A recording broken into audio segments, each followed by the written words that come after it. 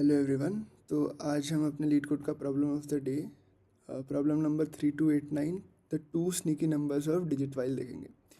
इसमें देखते हैं क्या लिखा है कि in the town of Digitville there was a list of number called nums containing integers from 0 to n-1। ठीक है, n-1 तक ऐसा कुछ लिस्ट है लंबा सा अपने पास, और each number was suppose to appear exactly once in the list. लेकिन क्या हुआ कि two mischievous number sneaked in an additional time. तो मान लेते हैं कि 2 और 1 यहाँ पे 2 बार कर गया होगा, तो क्या होगा कि ये n-3 तक ही जा पाएगा, क्योंकि 2 नंबर्स रिपीट हो गए हैं, तो ऐसा कुछ हो रहा होगा। ठीक है, तो हमें क्या करना है, हमें कुछ नहीं करना है। Your task is to find these two sneaky numbers. ये जो 2 बदमाश नंबर्स हैं जो 2 बार आ गए हैं, इन्हें बस फाइंड करके और एक एरे 2 लेंथ का बना के और इसको रिटर्न कर देना है। ठीक है, तो piece can return two digit while. तो एग्जांपल देखते हैं क्या लिखा है, 0 1 1 0। तो देखो इसमें ये 4 लेंथ का तो 3 तक आना चाहिए था, बट क्या वो 2 लोग रिपीट कर दिए तो 0 1 तक आ पाया, 2 3 नहीं आ पाया, है ना। तो 0 और 1 को उठा के ये दोनों को एक 2 लेंथ का एरे बना के और रिटर्न कर दिया। इसी तरह अगर ये वाला देखें, क्या लिखा है, 0 3 2 1 3 2। तो देखो 0 कितनी बार है, एक बार आया। 3 कितनी बार है, 3 2 बार आया है। 2 भी 2 बार आया है, तो 3 और 2 हमें रिटर्न करना है। अच्छा, अब इसे जब मुझे करना होगा तो मैं क्या सोच रहा हूँ कि मुझे क्या चाहिए।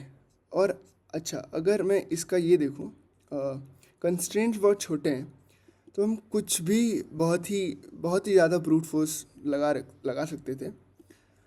बट देन एक चीज़ मेरे दिमाग में आ रही है कि मुझे अगर इनकी फ्रीक्वेंसीज पता हो, है ना, अगर मुझे पता हो कि 0 कितनी बार आया, 1 बार आया, फिर 1 कितनी बार आया, 1 बार आया, 2 कितनी बार आया, 2 बार आया, और 3 कितनी बार आया, 2 बार आया, है ना। तो अगर मुझे फ्रीक्वेंसीज पता हो तो मैं चुपचाप देख लूँगा कि किसकी 2 है और उन दोनों नंबर्स को रिटर्न कर दूंगा। तो इसका एक तरीका तो हुआ कि मैं मान लो मेरा n लेंथ का वेक्टर है, सम वेक्टर, ठीक है, n is equal to something. और मैं क्या करता हूँ कि मतलब समथिंग क्या, नम्स डॉट साइज बेसिकली। और मैं क्या करता हूँ कि इस लेंथ का एक वेक्टर बना लूँगा, है ना।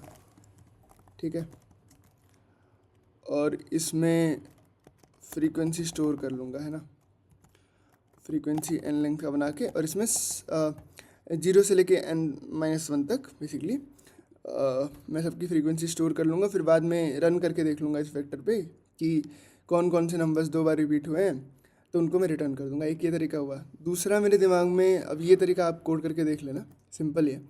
दूसरा बस वही इसी का थोड़ा सा बेटर वर्जन आ रहा है कि मैं क्यों ना मैप ही बना लेता हूँ। ठीक है, एक मैप बना लेता हूँ, और मुझे जिस भी पॉइंट पे कोई भी नंबर 2 बार रिपीट होता हुआ दिखेगा, मैं उसी पॉइंट पे, जैसे ही मुझे 2 बार होता हुआ रिपीट दिखेगा अपने लूप में, मैं लूप चला रहूँगा, शुरू से लूप चला रहूँगा कि 0 पे देखा, अच्छा 0 को 0 का फ्रीक्वेंसी 1 कर दिया यहाँ मैप में, फिर 1 का फ्रीक्वेंसी 1 कर दिया, फिर 1 का फ्रीक्वेंसी 2 हुआ। जैसे ही 2 हुआ, मैं अपने आंसर नाम का जो एरे होगा मेरा, उसमें मैं इस 1 को पुश बैक कर दूँगा। ठीक है, और चूँकि मतलब क्वेश्चन में देख के ऑब्वियस लग रहा है कि सिर्फ और सिर्फ 2 ही ऐसे नंबर होंगे जो 2 बार रिपीट हो रहे होंगे, तो मेरा आंसर सही आ जाएगा बिना किसी रिस्क के। ठीक है, तो कोड करके देखते हैं।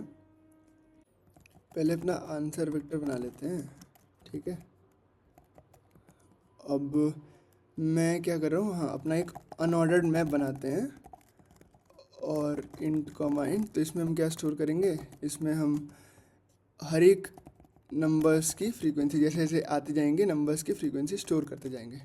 तो अब मैं अपने वेक्टर में, नम्स वेक्टर्स में आइट्रेट कर लेता हूँ, और मैं फ्रीक्वेंसी ऑफ नम को प्लस प्लस कर दूंगा, है ना। जब जब जैसे जैसे आएगा, तो वो इनिशियली क्या होता है अनऑर्डर्ड मैप का, सारे का वैल्यू 0 मान के चलता है, तो जब तुम प्लस प्लस करते हो तो 0 का 1 हो जाता है। ठीक है, ठीक है। और दूसरा मैं बोला था कि चलते ही चलते जैसे ही मुझे कुछ मिलेगा 2 का, मैं तुरंत उसको अपने आंसर वेक्टर में पुश बैक कर दूंगा। जैसे ही मुझे 2 फ्रीक्वेंसी मिलेगी, मैं अपने आंसर में पुश बैक कर दूंगा। मैं पहले बोला था ना, चलते चलते जैसे जैसे दो मिलता ही जाएगा वैसे वैसे ही मैं इसको पुश बैक कर लूँगा अपने आंसर में। तो आंसर डॉट पुश बैक कर लिया नम को, है ना, और लास्ट में रिटर्न कर दूंगा मैं नम को, सॉरी रिटर्न आंसर। सबमिट करके भी देख लेते हैं, और इंडीड सबमिट हो गया है। अच्छा, ये तो है एक और बहुत सिंपल अप्रोच अगर मैं बताऊं तो हम अगर एरे को सीधे सीधे सॉर्ट कर लें तो हमें तो दो नंबर साथ में मिल ही जाएंगे ना।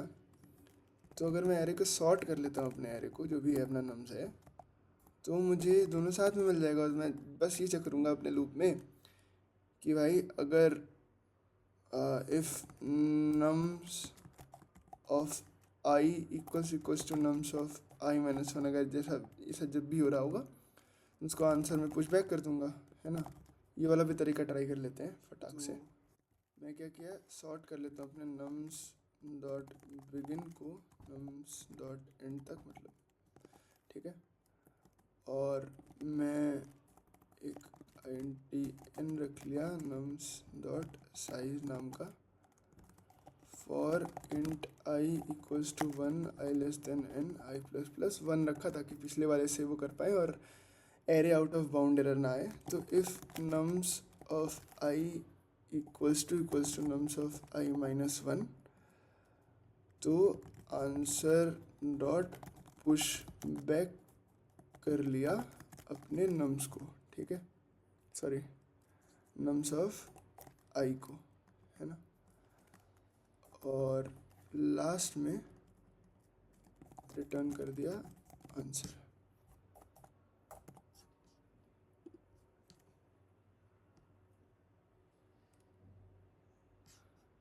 रन हो गया है और सारे टेस्ट केस पास हो जाने चाहिए। तो सारे टेस्ट केस पास हो गए हैं, thank you. It's better in memory and run time also. Thank you, मिलते हैं नेक्स्ट वीडियो में।